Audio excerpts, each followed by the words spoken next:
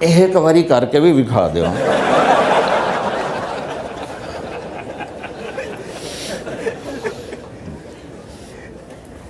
ہمارا دین اتنا خشک نہیں، ہمارے مولوی صاحبان نے زیادہ خشک بنا دیا. تو انہوں نے دونوں بچوں کو بلایا. سننا سارے فیملیز بیٹھے ہو جہاں میں فیملی کی زندگی کو فوکس کر کے نبی سے جوڑ کے بتا رہا ہوں، طارق جمیل کے تجربے نہیں بتا رہا. دونوں بچوں کو بلایا. بیٹا آپ کھانا کیوں نہیں کھا رہے؟ کہا جی ہم اپنے ممی اور بابا کے سامنے نہیں بتائیں گے. تو انہوں نے دونوں کو باہر بٹھا دیا. پھر پوچھا اب بتاؤ کیا مسئلہ ہے؟ ان کا سر ہم صبح جب ناشتہ کرتے ہیں تو ہمارے ممی ڈیڈی سو رہے ہوتے ہیں، ہماری ان سے ملاقات نہیں ہوتی.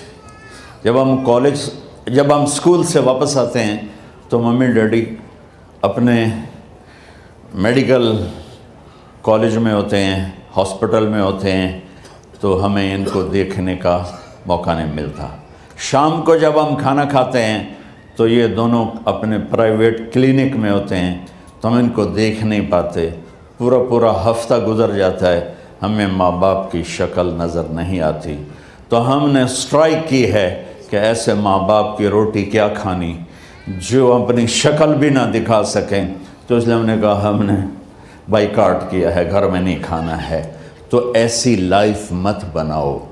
یہاں ایک بہت بڑا چکر شیطان دیتا ہے، بڑی گاڑی لے لو، $100 کی قسط تو ہے، اور بڑا گھر لے لو، $200 یا $100 کی قسط تو ہے.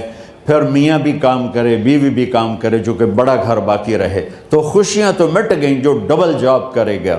پھر ڈبل جاب کرتے ہیں. ڈبل جاب کرنے والا بیچارہ تھکا ہوا ذہن لے کے آتا ہے، وہ کیسے ٹائم دے گا اپنے بچوں کو خوشی کے ساتھ؟ جو ماں جاب کر کے آئے گی پھر کھانا پکائے گی، وہ جب اتنی تھک جائے گی تو اپنے بچوں کو کھلا ٹائم کیسے دے سکے گی؟ پوری کائنات کی ذمہ داری تھی میرے نبی کے سر پر، اور آپ اس کے باوجود روزانہ حسن حسین کے لیے وقت نکالتے تھے. اور انہوں کو آ کر کوئی لیکچر نہیں. دیکھو ماں باپ سے ایک بات کرتا ہوں، لیکچر تھوڑا دو، محبت زیادہ کرو. یہ نہ کرو، یہ کیوں کیا، یہ کرو، یہ کرو، یہ چھوڑ کر صرف سینے سے لگاؤ، صرف محبت دو. کمیوں سمیت بچوں کو قبول کرو، ان کی زندگی تبدیل ہو جائے گی. اتنے بڑے نبی، اتنی بڑی ذمہ داری، اور اتنا درد سینے میں کہ آپ کے سینے سے ایسے ابلنے کی آواز آتی تھی جیسے ہانڈی ابلتی ہے. اس کے باوجود آپ روزانہ کہتے ہیں این اللقا، میرے شرارتی بچے کدھر ہیں؟ تو وہ بھاگے آتے. دیکھو میں فزیکل کر کے بتاؤں گا تاکہ آپ کو پتہ چلے زندگی کیسے گزاری. کہ میرے شرارتی بچے کدھر ہیں؟ 7 بر اعظم کی ذمہ داری ہے. وہ تھوڑی چھوٹیاں جابن تو تسی کہتے ہو بزی بڑے ہیں. میرے نبی پہ 7 بر اعظم کے انسانوں کی ذمہ داری ہے، اور آخری آنے والے انسان تک کی ذمہ داری ہے. اس سے بڑی جاب کس کی ہوگی کائنات میں؟ اور پھر آپ روزانہ آتے ہیں این اللقا، میرے شرارتی بچے کدھر ہیں؟ تو حسن حسین بھاگے آتے.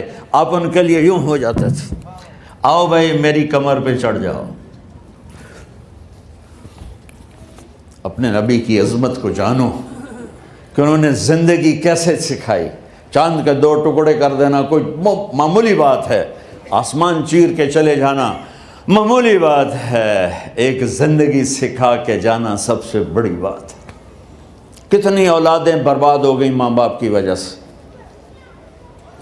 کتنے گھر اجڑ گئے ساس سسر کی وجہ سے، کتنے گھر اجڑ گئے لڑکی کے بدتمیز ہونے کی وجہ سے، کتنے گھر اجڑ گئے لڑکے کے شرابی اور باہر کی گندگی کی وجہ سے. زندگی سیکھو. یہ اتنے بڑے نبی ہو کر آپ یوں ہو رہے ہیں جیسے میں نے آپ کو کر کے دکھایا. دونوں کو اوپر بٹھا لیتے اور کمرے میں چکر لگاتے تھے، پھر یوں کر کے پوچھتے تمہارا اونٹ کیسا ہے؟ سبحان اللہ. پھر دونوں کو اتار دیتے اور اپنی نواسی زینب، جن کو حضرت علی کی وراثت ملی کس کی؟ علم کی، فصاحت اور بلاغت کی۔ ان کو کمر پہ بٹھا لیتے اور اکیلی زینب کو پورے گھر میں چکر لگواتے تھے۔ اور بھی دکھ ہیں زمانے میں محبت کے سوا، راحتیں اور بھی ہیں وصل کی راحت کے سوا، کیا صرف کمانا ہی کام ہے؟ ادھار کی زندگی سے بچو، خوش و خرم رہو۔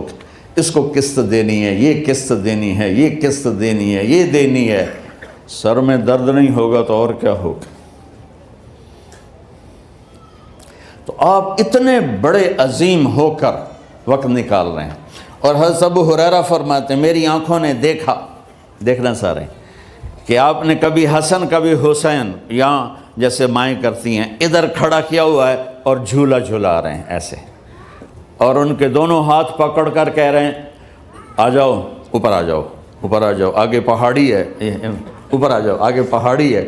تو ایسے ایسے آتے اور اوپر آؤ، وہ یہاں آ جاتے، آگے آؤ، وہ یہاں آ جاتے، آگے آؤ، وہ یہاں آ جاتے، تو پھر آپ یوں ہو جاتے، آگے آؤ، تو چڑھتے چڑھتے یہاں آ جاتے، وہ یہاں آ جاتے، تو آپ ان کے ہاتھ فکس کر کے آگے بڑھ کر ان کے ہونٹوں کا بوسہ لیتے اور کہتے یا اللہ میں ان سے پیار کرتا ہوں، تو بھی ان سے پیار فرما۔ بھائیو اللہ کی قسم، پیسے سونے چاندی سے زندگی میں خوبصورتی نہیں آتی، نبی کی غلامی سے زندگی میں خوبصورتی آتی ہے۔ اتنے بڑے نبی ہیں اور حضرت عائشہ سے کہہ رہے ہیں دوڑ لگائیں۔ یہاں کسی مولانا سے پوچھو اپنی بیوی سے کبھی کہا اس نے کہ دوڑ لگائیں؟ الٹا سوٹا لے آتے کھلو جاوے گا۔ عائشہ دوڑ لگائیں، اور واپسی کہاں سے ہو رہی ہے؟ دوڑ کہاں لگ رہی؟ جہاد کے سفر سے واپسی ہو رہی۔ اور آپ نے اپنے صحابہ سے کہا سب آگے چلے جاؤ۔ جب سارے آگے چلے گئے اور کوئی نظر نہیں آ رہا تو آپ نے کہا عائشہ آؤ دوڑ لگائیں۔ تو حضرت عائشہ کہتی ہم نے دوڑ لگائی تو میں آگے نکل گئی، لیکن ابھی پیچھے رہ گئے۔ کچھ سال گزرے تو پھر ہم سفر سے واپس آ رہے تھے تو آپ نے صحابہ سے فرمایا سب آگے چلے جاؤ، چلے گئے۔ آپ نے کہا عائشہ دوڑ لگائیں؟ یہ لگائیں۔ کون دنوں میں ذرا موٹی ہو گئی تھی تو پھر اللہ کے نبی آگے نکل گئے، میں پیچھے رہ گئی۔ تو آپ نے کہا عائشہ ہذہ بتلک، آج تو اور میں برابر